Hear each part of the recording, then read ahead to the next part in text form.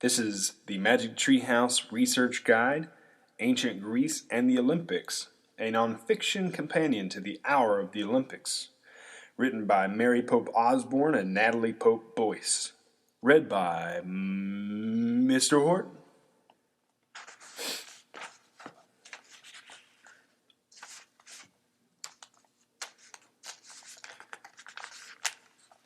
Dear readers, the great thing about learning is that it never stops, and best of all, it can be a lot of fun.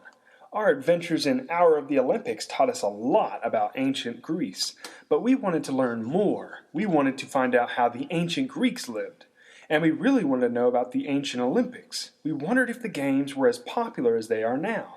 Guess what? We found out that they were! First, we went to the library. There were lots of books there on ancient Greece. The books had great pictures. We could imagine the people who lived there then. It was harder to find information on the ancient Olympics. This is where the internet came in handy. We found some good sites that really helped. And finally, we visited a museum that had many things from ancient Greece. When we finished our research, we knew a lot. Now we're going to share it with you. Get out your notebooks. Get ready. We're traveling back over 2,000 years. It's time to meet the ancient Greeks. Jack and Annie. Chapter 1. Ancient Greece. Greece is a small country that lies on the Mediterranean Sea. It is a land of tall mountains and deep valleys. Much of the soil is dry and rocky. Olive groves and grapevines dot the hillsides.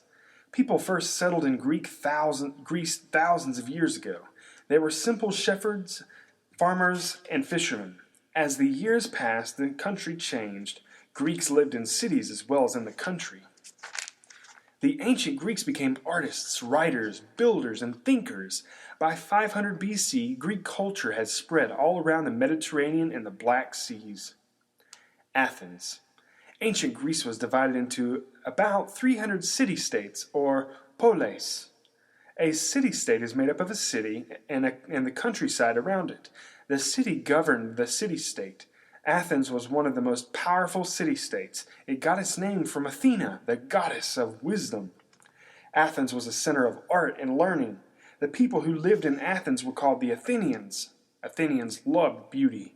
They built great buildings. They created wonderful art. They wrote poetry and plays. They studied math and science.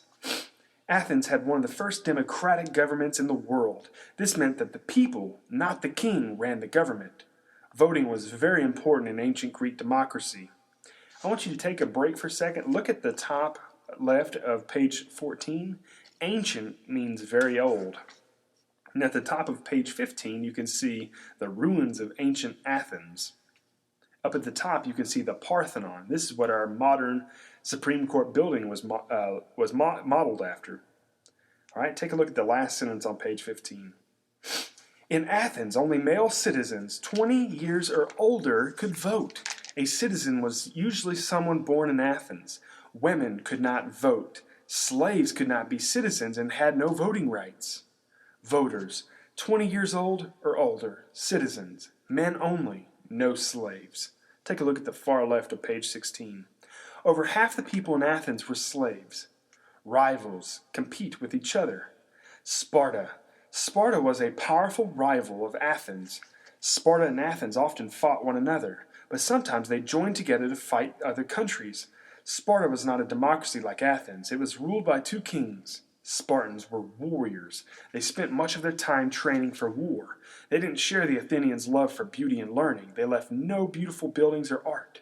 This helmet was worn by an ancient Greek warrior about 600 BC.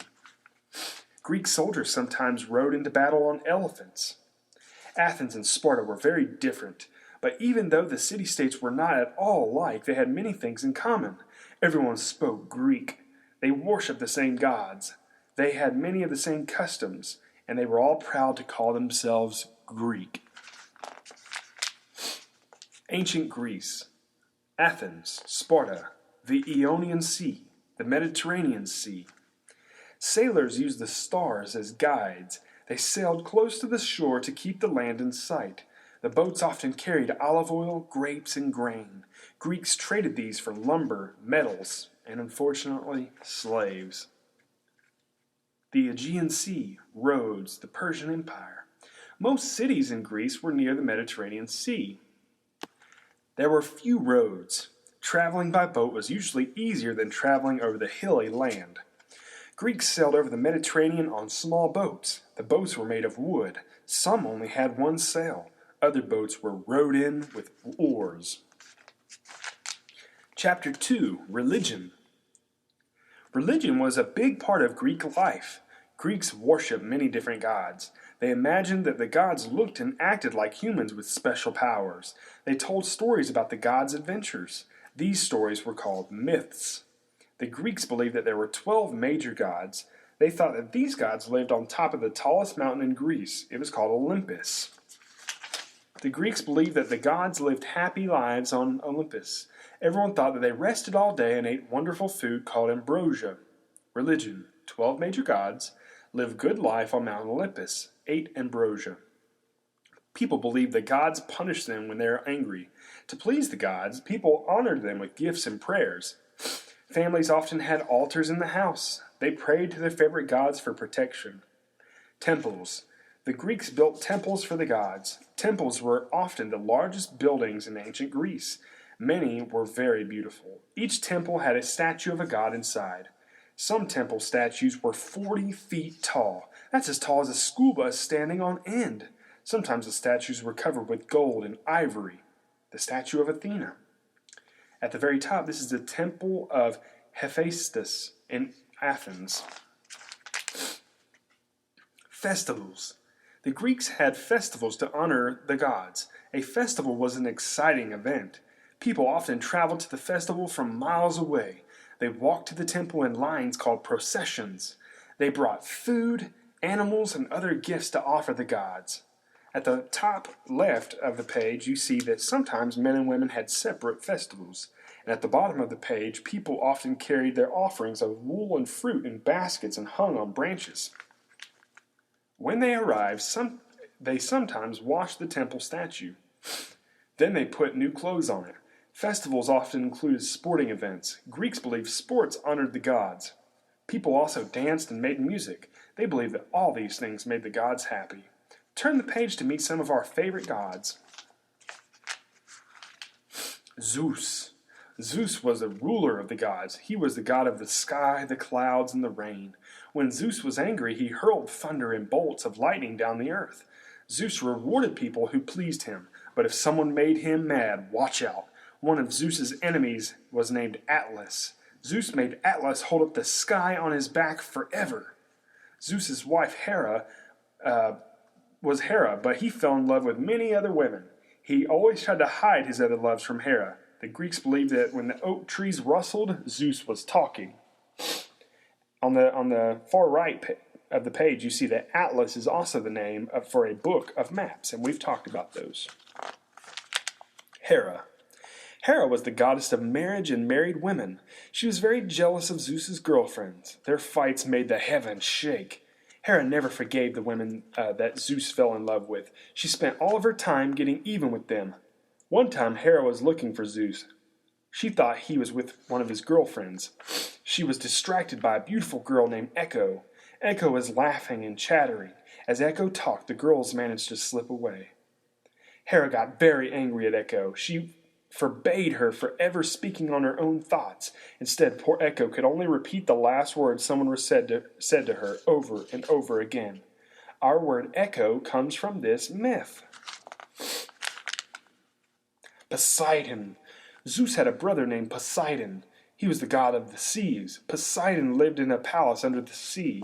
He always carried a trident. When he was angry, he would hit the water with it. This caused terrible earthquakes, storms, and drownings. In one myth, Poseidon got angry when the Greeks lost a war. The soldiers tried to return to Greece on ships. Poseidon sent a huge storm over the ocean. The storm wrecked all the ships. Sailors always thanked Poseidon when the seas were calm.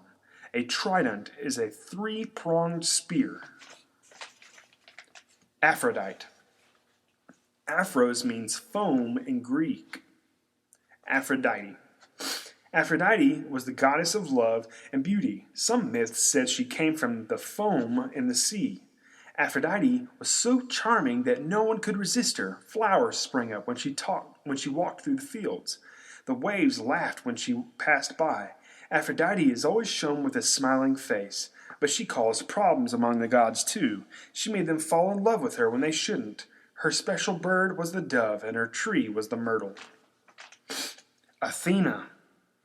Athena was Zeus's daughter. She was one of his favorite children. He let her carry his shield. Athena was the goddess of wisdom and the arts. She was also the goddess of war. But when Athena's main job as a protector of Athens, Poseidon had wanted Athens for himself. Athena got angry instead. Athena got the city instead. Poseidon was angry. He sent a huge flood, but Athena refused to give the city up. It is also said that Athena tamed the first horses. The owl was her favorite bird, and the olive tree was her special tree. At the top right or top left of the page, you see that Athena was born in full armor out of one of Zeus's head.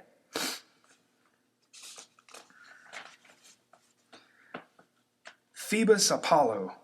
Zeus was also the follower of Phoebus Apollo. Phoebus means shining and bright in Greek. Phoebus Apollo was usually just called Apollo. Apollo was a beautiful god with shining gold hair. He was the god of the sun, healing, music, and poetry. Apollo carried a silver bow and raced his chariot across the sky. He often played music for the gods on his golden lyre. The dolphin, wolf, swan, and crow were Apollo's favorite animals. The laurel was his special tree. A lyre is a harp-like instrument. Chapter 3. Daily Life in Ancient Greece. Greek cities were usually protected by walls. The walled section of Athens was called the Acropolis. It stood on a hill overlooking the city. People did not live on the Acropolis. They lived in houses and apartments in the city below. Much of daily life in Athens and ancient Greece took place in the Agora. The Agora was the marketplace. It was crowded with stalls selling food, crafts, and other household items. In Athens, men usually did all the shopping.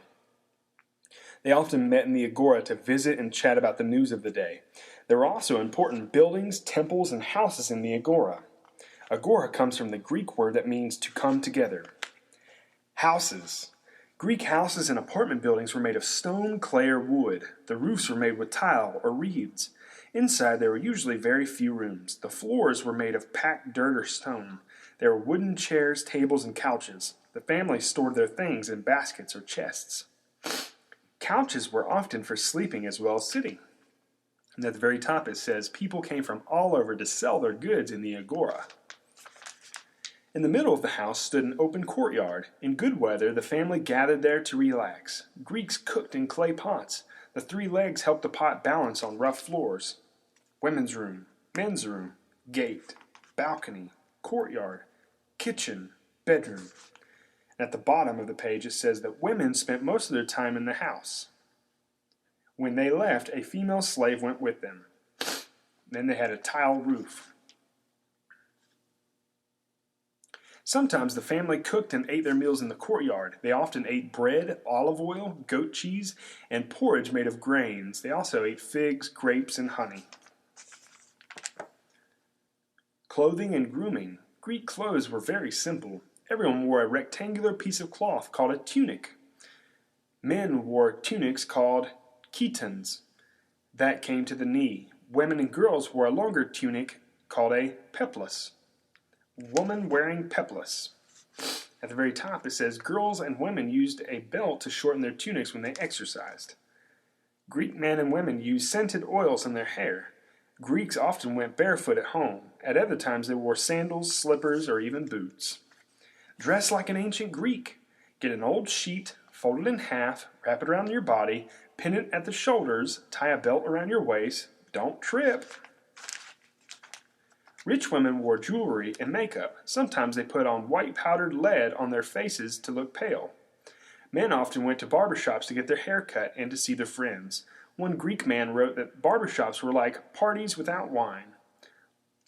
Look at the very top. It says, help, lead is poisonous. So when it said that the woman was putting lead on her face, that was very poisonous, and she didn't even know it. Look at the bottom of the page. This ancient Greek painting shows a woman looking at herself in a polished bronze mirror. Education. Schools in ancient Greece were just for boys. In Athens, boys began school when they were 7 years old. The boys learned reading, writing, and poetry. They also studied music and sports. Sports were very important in ancient Greece. The Greeks believed in a strong mind and a healthy body. Slaves sometimes went to school with boys to make them behave. In Athens, girls stayed at home and learned how to run a house. Most mothers taught their daughters to spin, weave, sew, and cook. If a girl was rich, she usually learned to read and write at home. Top left.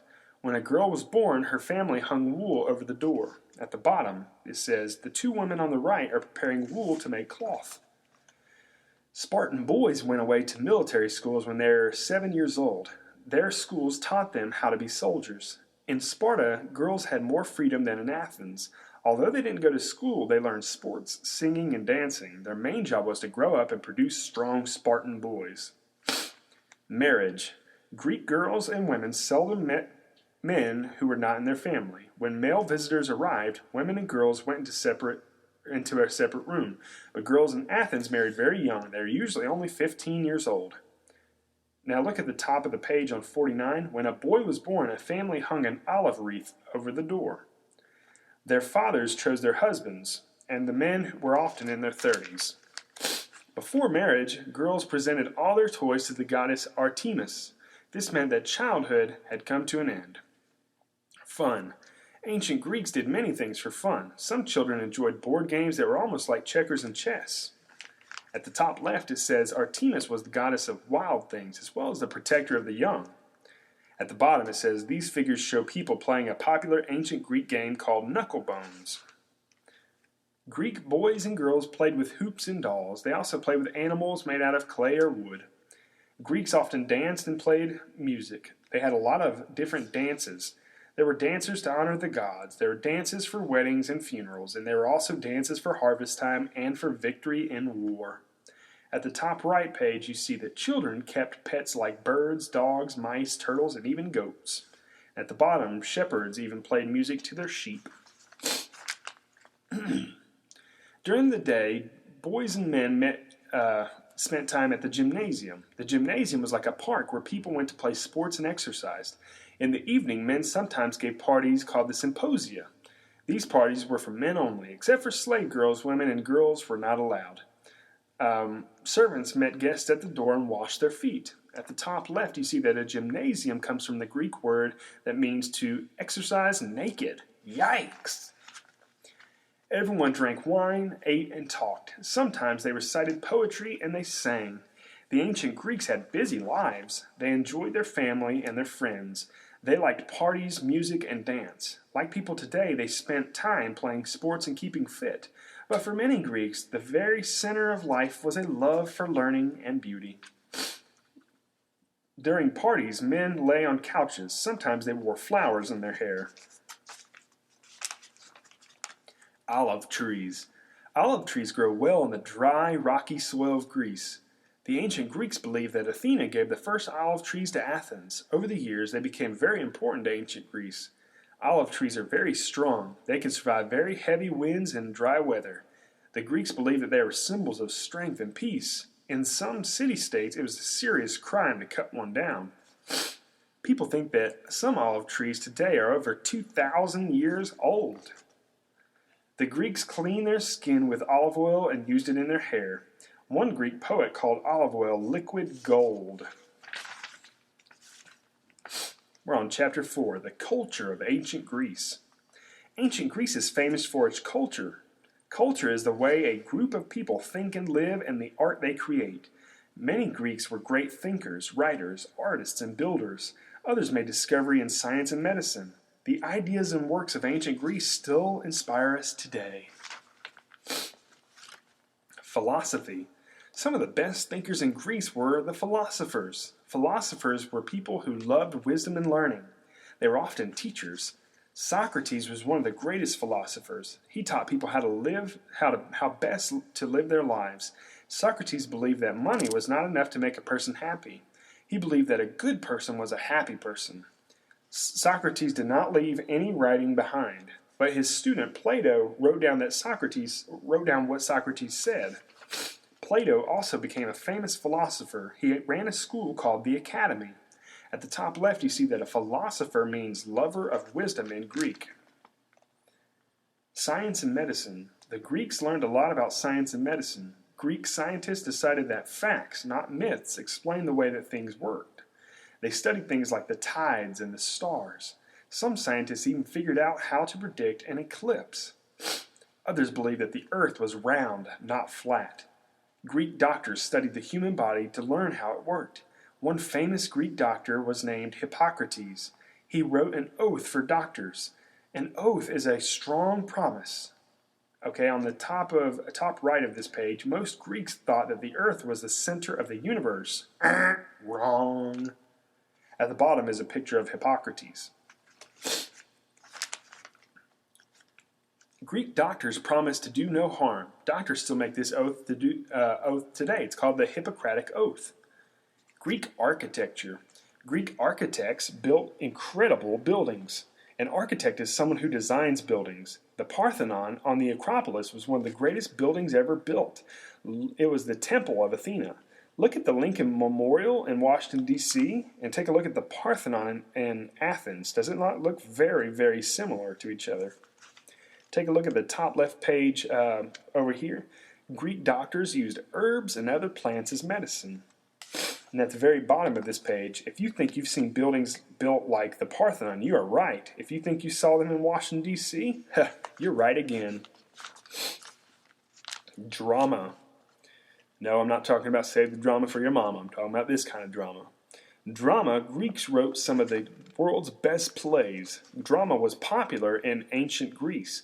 People usually went to plays at festivals. The best writers competed to have their plays performed. Greeks built their first outdoor theaters. These were called amphitheaters. And they were built in half a circle on the slope of a hill. The seats rose up the hill so everyone could see. Take a look at the bottom left of this page where it's talking about the theater at Epidaurus. Some theaters like this one could seat up to 14,000 people. Now we're back at 63.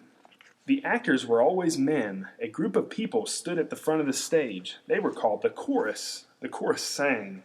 It also told the audience what was happening. Right here next to the little mask, it says, actors always wore masks. Poetry. Most Greeks enjoyed reciting poetry. Homer is one of the greatest poets. He wrote over 2,700 years ago. Homer wrote two famous long poems. One was the Iliad. It was about a war between the Greeks and the Trojans. Another is called the Odyssey. It is about the adventures of a hero named Odysseus. You can find these poems in libraries and bookstores today.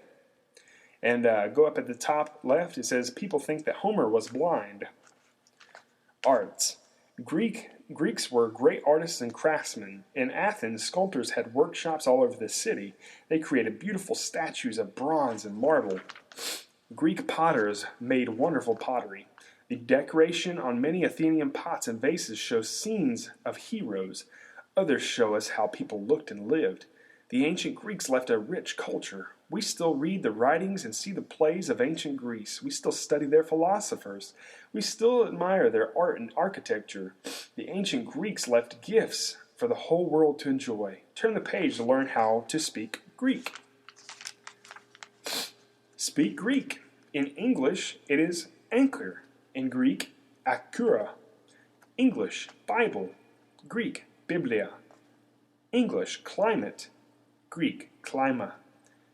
English, democracy. Greek, demokratia. English, drama. Greek, drama. English, hero. Greek, heroes. English, museum. Greek, museon. English, Olympics.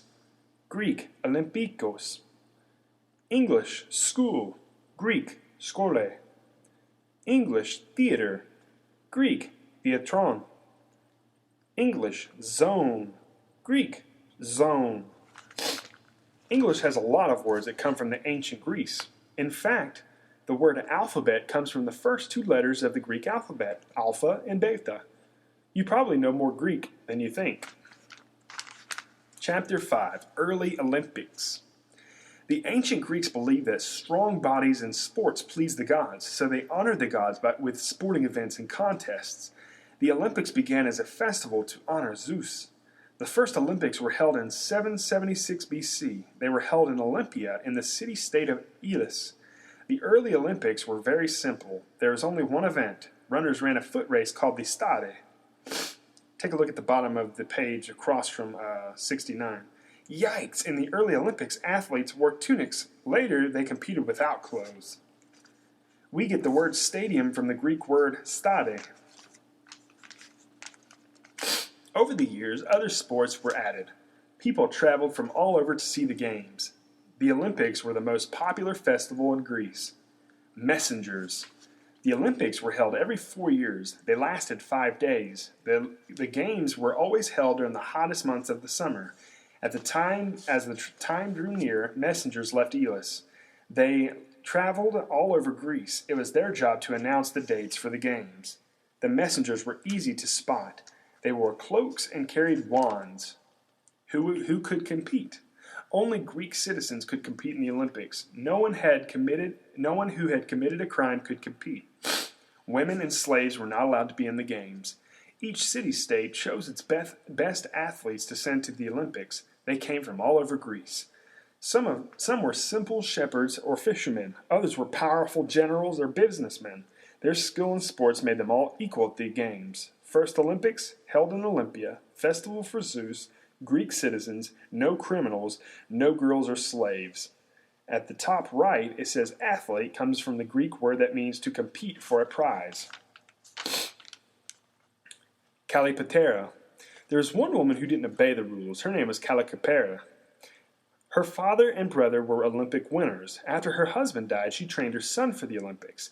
Calipatera dressed up like a man to watch him compete. She walked boldly into the stadium. When her son won, she leapt over a barrier to congratulate him. Her clothes got tangled. They came loose. It became clear she was not a man. But Calipatera was lucky because she was from a famous family. She wasn't punished. The Olympic truce. There were a lot of wars in ancient Greece. City-states fought each other. They were also fought in other countries. In order to hold the Olympics, all wars had come to a stop. A truce was called. A truce means no fighting. There were rules of the Olympic truce. All wars must stop for 3 months during the Olympic training and the games. Armies and men with weapons cannot enter Olympic grounds. There is no death penalty during the Olympics. And number 4, athletes can pass safely through any city-state on their way to the games. Peace, not war. Training. Athletes trained 9 months at home before the Olympics began. They trained with coaches. Their coaches carried long sticks. They used them to point out the correct muscles to use. Some trainers liked their athletes to practice to flute music. They felt it gave them a rhythm and grace. This Greek vase shows a trainer with a stick. As the Olympics drew near, athletes and their trainers began the long journey to Olympia. Some went by boat, others walked or rode horses. Arrival at Elis. After their journey, the athletes arrived at the town of Elis near Olympia. This was their training ground for another month before the games. 10 men met the athletes in Elis. They were the Olympic judges. They wore purple cloaks. They had laurel wreaths on their heads. The judges made sure that the athletes obeyed the rules. They divided the athletes into age groups. Athletes usually competed with people in their own age groups. Take a look at the top left of page 76. Elis was a town in the city-state of Elis. If anyone cheated, he was punished with a fine or a beating. Now look at the bottom of 76. Then the athletes had to stand and weed the tracks before they could practice. 2 days before the games began, the athletes, coaches, and judges left for Olympia in the great procession. Turn the page to see how you would train in ancient Greece. This way. Train like the ancient Greeks. Get someone to play the flute while you exercise. Go to the gymnasium to practice. You can also practice in the fields. Watch out for the goats. Number 3, if you need quick energy, eat grapes, Figs, honey, or goat cheese. Number 4, be the best sport you can be. Chapter 6, Olympic Grounds. As the athletes strode into Olympia, thousands of people lined up to cheer. They had come from all over Greece. There were tents all over Olympic grounds. Most visitors and athletes slept in small tents, but rich visitors had huge fancy ones. They gave dinner parties and entertained their friends inside. At the top right of page 81, you see as many as 50,000 people attended the Olympics. There were plenty of things for everyone to do. People greeted old friends and visited the food stalls. There was music and dancing.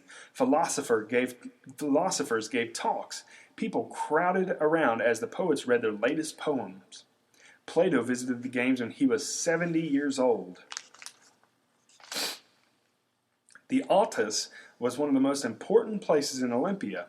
It was a special grove of trees in the middle of the grounds. The temples of Zeus and Hera were there. There were many shrines and altars as well. People visited the Altus to pray and to offer sacrifices. Altus means grove of trees in Greek. The third night of the Olympics was always on a full moon. That night, everyone walked in a procession to the temple of Zeus. When they arrived, they offered prayers and sacrifices. During some of the Olympics, 100 oxen were sacrificed. Turn the page to read about the amazing statue of Zeus. The statue of Zeus. Huge crowds visited the temple of Zeus. They gazed in awe at the great statue of him. The sculptor Phidias had created a huge Zeus sitting on a throne. One ancient Greek wrote that if Zeus could stand, his head would poke through the ceiling. Zeus's body was covered in ivory and gold. The statue filled people with wonder. In fact, it is called one of the 7 wonders of the ancient world. The temple was later destroyed by earthquakes and war. Today, nothing remains of the temple but scattered ruins. At the bottom of the page, you see that this is the ruins of Phidias' workshop. Chapter 7. Let the games begin. On the first day of the Olympics, athletes and judges took an oath. The athletes and judges stood in front of a statue of Zeus. The athletes swore they had trained for 10 months. They also promised to obey the rules. The judges swore to judge the games fairly. Then there were contests to choose the best trumpet players and heralds. Heralds were men who, take a look at the top of page 89, this statue was called the Zeus of the Oaths. Announced the winners. Trumpets blew to alert people that an event was about to begin. Running. As trumpets sounded out, runners gathered at the starting line. All of the runners had to start exactly at the same time. If a runner started early, he was beaten or forced to leave the games. Take a look at the bottom left of page 90. Runners put their feet into long stone grooves. This kept them from taking off too soon. There were several kinds of races. One was called the stade. The runners sprinted one length of the stadium. The second race was the dialos, which was 2 stadium lengths. The longest race was the dilikos, which was long-distance race. Racers ran 12 lengths of the stadium. The most difficult race was one in full armor. Runners wore bronze helmets and carried heavy wooden or bronze shields. They looked awkward and funny. The crowds cheered and laughed as the racers lumbered by. The javelin. The javelin was used in hunting and in war. It was a long wooden spear as tall as a man. One end was pointed. Throwers held onto a leather strap wound around the javelin. When they threw the javelin, the strap unwound. This made it fly straighter. Whoever threw it the farthest won the contest. The discus. The discus was shaped like a frisbee. It could be made of lead, iron, bronze, or even marble. It usually weighed about 5.5 pounds. The athletes held the discus in one hand. Then they tossed it as far as they could. The judges measured the distance to see who threw it the farthest. On page 94, the long jump. The long jump began as a part of the military training. Soldiers often practiced jumping over things. In the Olympics, the long jump took place on a sand track.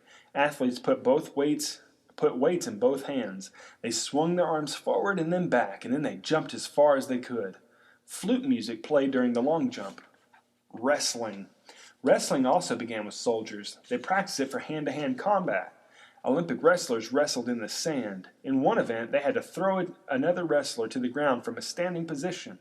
3 falls cost wrestlers the match. If their shoulders, backs, chests, or stomachs just barely touched the ground, it was called a fall. Wrestlers put powder and olive oil on their bodies. The oil picked up sand when their bodies touched it. This helped to tell if judges could tell if the wrestler really had a fall. On the top right, it says wrestlers weren't allowed to bite. At the bottom of the page, it says that athletes kept olive oil in a container like this one called an arabalos. They scraped it off of their skin with tools called as strigils. Arabalos, strigils. The pentathlon. The pentathlon was actually 5 different events. Each athlete had to be skilled in all 5. They were the long jump, the discus, the javelin, running, and wrestling. Penta means 5 in Greek. Boxing. Boxing was a popular sport. Boxers usually didn't hit below the belt. Instead, they aimed for the head. Good boxers tried to get the other boxer to face the sun. The light made it harder to see. Danger. Don't try to box like the Greeks. These boxers are tying on their gloves made of leather straps. The pancration. The pancration was a brutal sport. The name comes from a Greek word that means all power. The pancration was a combination of boxing and wrestling. There were not many rules. Boxers could pull hair and kick. They could put chokeholds on each other and punch. Athletes sometimes died in this event. The match was over when one fighter was too hurt or tired to continue. Look across the page, or look right on the side of the page on the right. Athletes sometimes shaved their heads so their hair wouldn't get pulled. Horse racing. There are also horse racing events at the Olympics. Crowds watched the races at a track called the hippodrome. Hippos is the Greek word for horse. Some races were for horseback riders. Others were for chariots pulled by teams of 2 or 4 horses or mules. Chariots were wooden carts driven by one man. The riders rode without saddles or stirrups. His job was dangerous. Many drivers fell off. Not many chariots finished the race. The winners of the horse race were not the drivers or riders. They were the owners. Women could own horses. This was the only Olympic sport women could actually win. As many as 40 chariots stood at the starting line. Girls actually had a separate festival during the Olympics. It was dedicated to Hera. Girls ran foot races that were a little shorter than the men's. Closing ceremonies. Winners were announced after each event. They got their prizes on the last day of the festival. People filled the stadium. The air was tense with excitement. The athletes marched in, decorated with purple ribbons. Trumpets sounded. Heralds came out with the names of the winners in their towns. The judges crowned each man with a simple olive wreath. The leaves came from a special tree near the temple of Zeus. That night there were feasts and celebrations. The next night everyone began the long journey home. When the winners returned home, they were greeted like heroes. They brought fame and glory to their cities. They received wonderful gifts. The athletes had statues of themselves placed in the agora. Others had poems written to celebrate their victories. Some athletes were given jobs and even free meals for life. Take a look at the top right. There was a myth that Zeus himself had planted the tree. Turn the page to meet the 2 very famous Olympic winners from ancient Greece. Milo of Croton, the wrestler. Milo of Croton won 6 Olympic victories. He was so strong he could bend nails between 2 fingers. It was said that once he even carried a cow on his shoulders. There's a sad story about Milo's death. One day he saw a tree in the woods with 2 iron wedges in it. Milo pulled the tree apart to get them. The tree trunk snapped back together, trapping his hands. He could not escape. That night, wild beasts in the forest ate him for dinner. The Diagoras of Rhodes, the boxer. The Greeks thought that Diagoras was the perfect athlete. No one else boxed with his skill, grace, or bravery. When Diagoras was old, he visited the Olympics to see his sons compete. Both won. The sons lifted him on their shoulders and carried him around the stadium. Diagoras knew his life was complete. Bowing his head, he died peacefully in their arms. Chapter 8. The Olympics Today. After many wars, Greece lost its power. Other countries began to rule the land. The Olympic Games were no longer popular. They ended in AD 393. The ancient games had lasted over 1,170 years. Even though the ancient Olympics ended, the Olympic spirit remained. Many years later, people decided to begin the games again.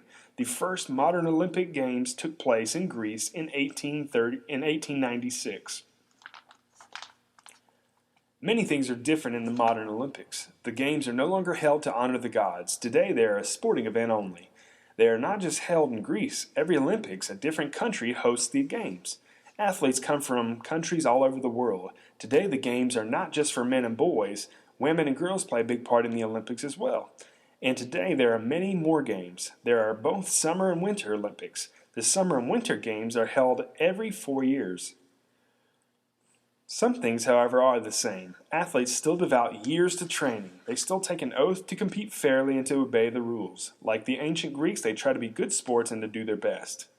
Many events are still like those in the ancient Olympics. While there are no more chariots, there are events with horses. Athletes still run races and throw the javelin and the discus. There's still boxing, wrestling, and the long jump. There's even a pentathlon.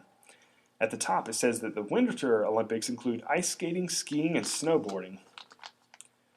108. At the top, you see that's Carl Lewis right there. He's doing the modern long jump. The modern Olympics are a spectacular sight, but the ancient Olympics were incredible too. As the philosopher Epictetus wrote about 2,000 years ago, the Olympic Games are pretty uncomfortable. You are scorched by the sun and crushed by the crowds. You get soaked when it rains. You are deafened by the constant noise. But it's all worth it for the brilliant events you will see. That's the end.